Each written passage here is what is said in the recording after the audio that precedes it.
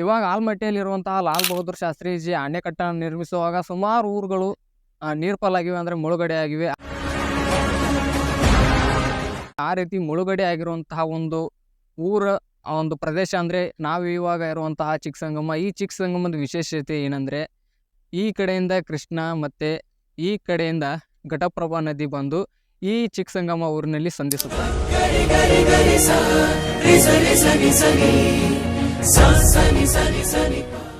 ಎಲ್ರಿಗೂ ನಮಸ್ಕಾರ. ನೀವೆಲ್ಲರೂ ಚೆನ್ನಾಗಿದ್ದೀರ ಅಂತ ಭಾವಿಸ್ತೀನಿ. ನಾನಂತರೂ ಚೆನ್ನಾಗಿದ್ದೀನಿ. ಇವಾಗ ನೀವೇನು ಇಲ್ಲಿ ಹಿಂದೆ ನೋಡ್ತಾ ಇದ್ರೆ, ಇದು ಈ ಚಿಕ್ಕಸಂಗಮದಲ್ಲಿರುವಂತಹ ದೇವಾಲಯಕ್ಕೆ, ಚಿಕ್ಕಸಂಗಮದ ಸಂಗಮನಾಥ ದೇವಾಲಯಕ್ಕೆ ಹೋಗುವಂತಹ ಒಂದು ದ್ವಾರವಾಗಿದೆ.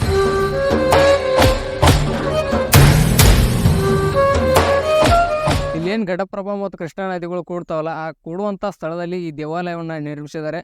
ಇದಕ್ಕಿಂತ ಮೊದಲು ಈ ಚಿಕ್ಕಸಂಗಮದಲ್ಲಿ ಅವಾಗಿನ ಕಾಲದಿಂದನೂ ಒಂದು ಗುಡಿ ಇತ್ತು. ಆದರೆ ಮುಳುಗಡೆ ಆದಮೇಲೆ ಕೂಡಲ ಸಂಗಮ ಪ್ರಾಧಿಕಾರದವರು ಈ ಹೊಸ ದೇವಾಲಯವನ್ನು ಇಲ್ಲಿ ನಿರ್ಮಿಸಿದ್ದಾರೆ. ಇನ್ನೂ ಈ ಚಿಕ್ಕಸಂಗಮದ ವಿಶೇಷತೆ ಏನಂದರೆ, ನಾವು ಅಲ್ಲಿ ತಳಗೆ ಹೋಗಿ ಹೇಳ್ತೀವಿ. ಎಲ್ರಿಗೂ ನಮಸ್ಕಾರ. ಹೊಸ ವಿಡಿಯೋಗೆ ಸ್ವಾಗತ ಸುಸ್ವಾಗತ. ನಾವು ಇವಾಗ ಬಿಳಿಗಿ ತಾಲೂಕಿನಲ್ಲಿರುವಂತಹ ಚಿಕ್ಕಸಂಗಮ ಊರಿನಲ್ಲಿದ್ದೀವಿ. ಇಲ್ಲಿನ ಸಂಗಮನಾಥ ದೇವಾಲಯ ನೋಡಿದ್ವಿ. ಇವಾಗ ಸಂಗಮನಾಥ ದೇವಾಲಯದಿಂದ ಈ ಸುಂದರವಾದಂತಹ ಕೃಷ್ಣ ಮತ್ತು ಘಟಪ್ರಭಾ ನದಿಗಳು ಏನು ಕೂಡ್ತಾವಲ್ಲ, ಆ ಜಾಗದೊಳಗಿದ್ದೀವಿ. ಈ ರೀತಿ ಕೃಷ್ಣಾ ನದಿ ಬರುತ್ತೆ ಮತ್ತು ಈ ರೀತಿಯಾಗಿ ಘಟಪ್ರಭಾ ನದಿ ಬರುತ್ತೆ. ಇವೇನು ಎರಡು ಈ ರೀತಿಯಾಗಿ ಇಲ್ಲಿ ಕೂಡ್ತಾವಲ್ಲ, ಕೂಡೋ ಸಲುವಾಗಿ ಚಿಕ್ಕಸಂಗಮ ಅಂತ ಈ ಊರಿಗೆ ಅಂತಾರೆ. ಆಮೇಲೆ ಸಂಗಮನಾಥ ದೇವಾಲಯನ ಇಲ್ಲಿ ಕಟ್ಟಿಸಿದ್ದಾರೆ. ಈ ನದಿಲಿ ಮೊದಲು ಈ ಚಿಕ್ಕಸಂಗಮ ಅನ್ನೋ ಊರಿತ್ತು. ಇವಾಗ ಆಲ್ಮಟ್ಟಿ ಇದೇನು ಜಲಾಶಯ ಕಟ್ಟಿಸಿದ್ರು, ಅವಾಗ ಸುಮಾರಷ್ಟು ಊರುಗಳು ಮುಳುಗಡೆ ಆಗಿದ್ದಾವೆ. ಆ ರೀತಿ ಮುಳುಗಡೆ ಆಗಿರುವಂತಹ ಸ್ಥಳದಲ್ಲಿ ಈ ಚಿಕ್ಕಸಂಗಮ ಕೂಡ ಒಂದು ಸರ್ಕಾರದವರು ಹೊಸ ಚಿಕ್ಕಸಂಗಮವನ್ನು ಇಲ್ಲಿನ ಜನರಿಗೆ ಕೊಟ್ಟಿದ್ದಾರೆ. ಮತ್ತು ಕೂಡಲ ಸಂಗಮ ಪ್ರಾಧಿಕಾರ ಅಭಿವೃದ್ಧಿ ವತಿಯಿಂದ ಈ ಚಿಕ್ಕಸಂಗಮದಲ್ಲಿ ಈ ಸಂಗಮನಾಥ ದೇವಾಲಯವನ್ನು ನಿರ್ಮಿಸಿಕೊಟ್ಟಿದ್ದಾರೆ. ಮತ್ತು ಈಗ ಬಂದರೆ ಇಲ್ಲೇ ನಾವು ಇವಾಗಲೇ ನೋಡಿದ್ವಿ ಅಲ್ಲ ನದಿ, ಈ ನದಿಯಲ್ಲಿ ಮೊಸಳೆ ಇವೆ ಮತ್ತು ದೊಡ್ಡ ದೊಡ್ಡ ಬಾವಿಗಳಿದ್ದಾವೆ ಅಂತ ಇಲ್ಲಿ ಎಚ್ಚರಿಕೆ ಬೋರ್ಡ್ ಹಾಕಿದ್ದಾರೆ. ಯಾರಾದರೂ ನೀವು ಇಲ್ಲಿ ಪ್ರವಾಸಕ್ಕೆ ಬಂದಾಗ ನೋಡಿ, ನಿಮ್ಮ ಒಂದು ಅನುಕೂಲ ಮತ್ತು ಜವಾಬ್ದಾರಿಯುತವಾಗಿ ಇಲ್ಲಿ ಈಜಾಡೋದಾಗಲಿ ಎಂಜಾಯ್ ಮಾಡೋದಾಗಲಿ ನೋಡಿ ಒಂದು ಲೆಕ್ಕದಲ್ಲಿ ಮಾಡಿ. ಯಾಕಂದರೆ ಇಲ್ಲಿ ಸುಮಾರು ಪ್ರಾಣ ಹಾನಿಗಳು ಕೂಡ ಈ ಹಿಂದೆ ಆಗಿದ್ದಾವೆ. ಮೊದಲು ಇಲ್ಲಿ ಚಿಕ್ಕಸಂಗಮದಲ್ಲಿ ಕೃಷ್ಣ ಮತ್ತು ಘಟಪ್ರಭಾ ಸೇರುತ್ತೆ. ಇಲ್ಲಿಂದ ಈ ನೀರು ಆಲ್ಮಟ್ಟಿ ಅಣೆಕಟ್ಟಿಗೆ ಹೋಗುತ್ತೆ.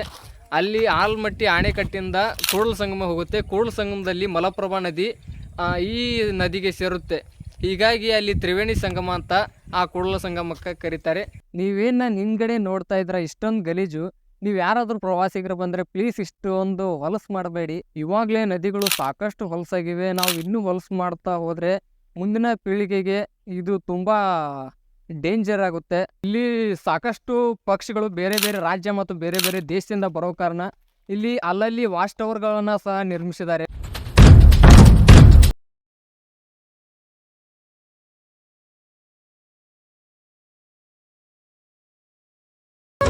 ಇವಾಗ ನಾವು ಸಂಗಮನಾಥ ದೇವಾಲಯದ ಮುಂದ್ಗಡೆ ಇದ್ದೀವಿ.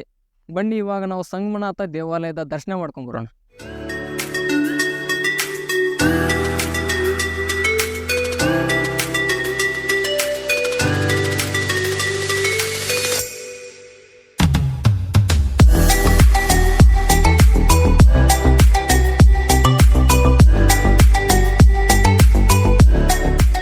ನೋಡ್ಬೋದು, ಕೂಡಲ ಸಂಗಮ ಪ್ರಾಧಿಕಾರ ಅಭಿವೃದ್ಧಿ ಅವರು ತುಂಬ ಸುಂದರವಾಗಿ ಈ ಸಂಗಮನಾಥ ದೇವಾಲಯವನ್ನು ನಿರ್ಮಿಸಿದ್ದಾರೆ.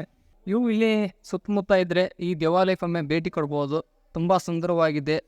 ಭೇಟಿ ಕೊಟ್ಟು ಇಲ್ಲಿ ಸಂಗಮನಾಥ ದೇವಾಲಯದ ದರ್ಶನ ಮಾಡಿಕೊಂಡು ಒಂದು ಒನ್ ಡೇ ಟ್ರಿಪ್ಪನ್ನು ಆರಾಮ